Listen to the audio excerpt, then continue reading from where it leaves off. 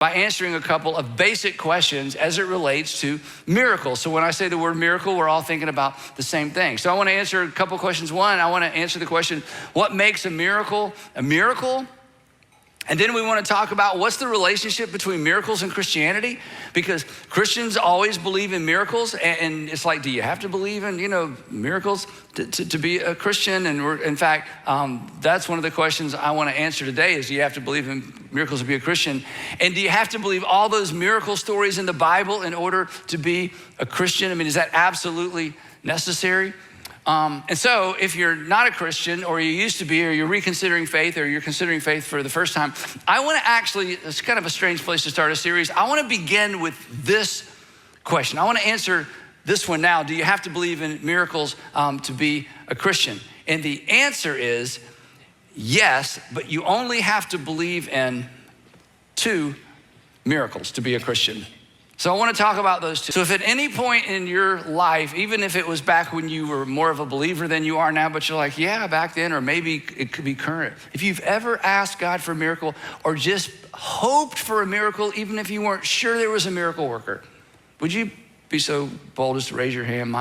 Mine's up, yeah. Look around, yeah. It's amazing, isn't it? It's what we have in common. Here's something else we have in common. This is part of why we're doing this series. Many of us, most of us, didn't get the miracle we asked for. And in some cases, it was for the best, I mean, it's true that one of God's greatest gifts to us is unanswered prayer. Because some time went by and it was like, oh yeah, God, glad that didn't work out. Thank you, God, for ignoring that. This is better, But for most of us, it was devastating. It was devastating because you couldn't figure out, God, if you did this for them and you did that for them and you did things in the past and you believe you were raised with the Bible and God, you can do this. And I'm not asking, for you to part the seas. I just need this one little thing, or she just needs this one little thing, or my dad needs this one thing, or my older brother, whoever it was. And not getting your miracle was devastating. In fact, it was devastating to your faith. Maybe you clawed your way back and eventually regained your bearings with faith, but perhaps you didn't. Perhaps your faith didn't survive. And as a result, your disappointment with God in that season of life, you were in college, or maybe it was a few years ago, or in that first marriage, your disappointment with God has left you navigating life without God. And maybe, kind of, poking around a little bit, maybe religious people like me get on your nerves. And you're not, the only reason you're watching, somebody's making you watch, the only reason you're in church is because you're visiting for the weekend. They're like, if you're visiting, stay with us. We all go to church. You're like, oh, great. I hate church, but okay, And people like me and religious people get on your nerves because you know better than us. Because you did it all right and you prayed it all right and God didn't come through for you. And you kind of consider people like me naive, and you consider religious people naive. That makes perfect sense. If we'd had your experience, maybe that's where we would be as well. Or maybe it's the opposite. And maybe you wouldn't use this word, so I'm not trying to read your mail, but maybe there's something in you that kind of envies people that have faith. Because you used to have faith. You used to be a person of faith, and God didn't come through for you, and you lost your faith, and you kind of miss it. You listen to the songs and it kind of stirs something inside of you, and you remember when you'd go to bed at night and pray, and every once in a while you catch yourself praying and you're like, what am I doing? I don't even believe in that stuff anymore. But you kind of wish that you could, but you're honest. You're honest with yourself, and you're not gonna pretend, and you're kind of stuck. If that's you, part 3 of this series is for you. So I hope you'll stick with us through this whole series.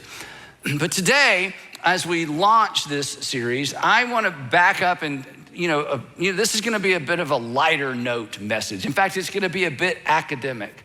And if it's your first time with us, just so you know, sometimes when I launch a series, there's not a lot of scripture because I'm introducing a topic, and today's one of those. And if you're like, oh my goodness, I didn't even have to open my Bible, show up next week, we'll be back there. So I just want to introduce the topic, and it's such an important topic, I want to get us all on the same page. So I want to begin the series and the message today by answering a couple of basic questions as it relates to miracles. So when I say the word miracle, we're all thinking about the same thing. So I want to answer a couple questions. Nothing caused something, that's a miracle.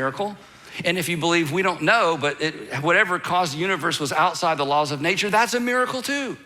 So if a miracle is kind of the way we define it, or the way it's traditionally defined, almost everybody would agree, okay, if that's what a miracle is, something above and beyond nature that is an interruption or suspends the laws of nature, the beginning of the universe was a miracle. Now, one more thing about that.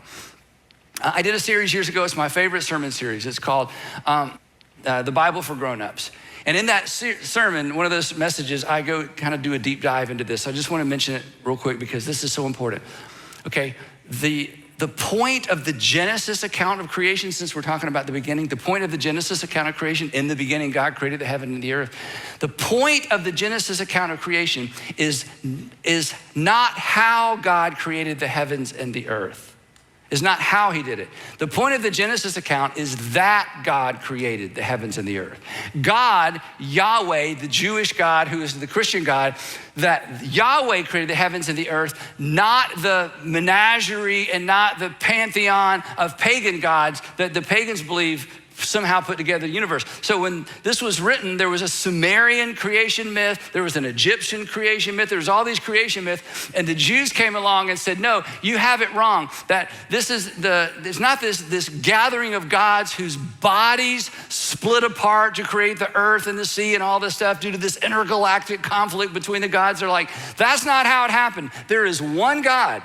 He is the uncaused causer. He's the beginner who had no beginning. He's the eternal God, and he in and of himself created the heavens and earth. That's the point of the Genesis account, not how God did it. And sometimes us Christians, we get all in there trying to figure out, here's how God did it. And God's going, okay, I can't even explain to you how I did it.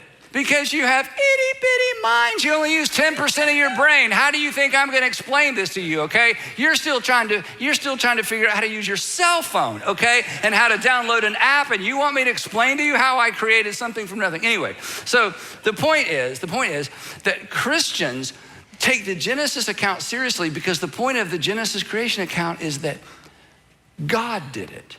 And he created from nothing. And that's a miracle. So anyway, that's the first miracle, that in the beginning, the uncreated creator created everything. So that's the first two miracles required to be a Christian, the supernatural birth of the universe. Now, to introduce the second miracle, you have to believe in order to be a Christian. I want to go back to something else I learned from Dr. Norman Geisler almost, I hate to say it, 40 years ago. He taught us in class, at a semester, the whole semester was built around what I'm about to share.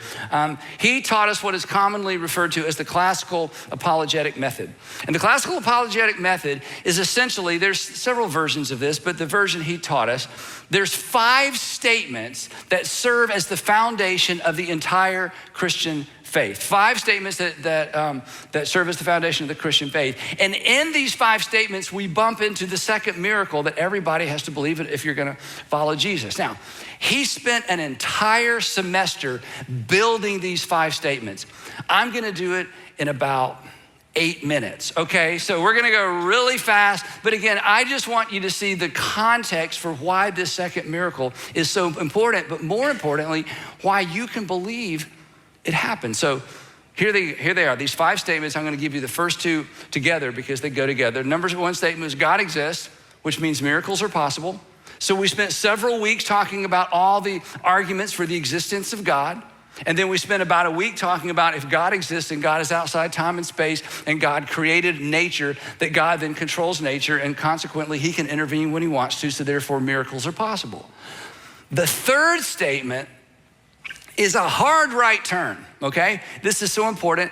And this explains one of the things I've come back to over and over and over with you over the past several years. The third statement is this: the Gospels are reliable accounts of actual events. The Gospels are reliable accounts of actual events. Not every book in the Bible, that's not part of this, we'll get there in a minute. The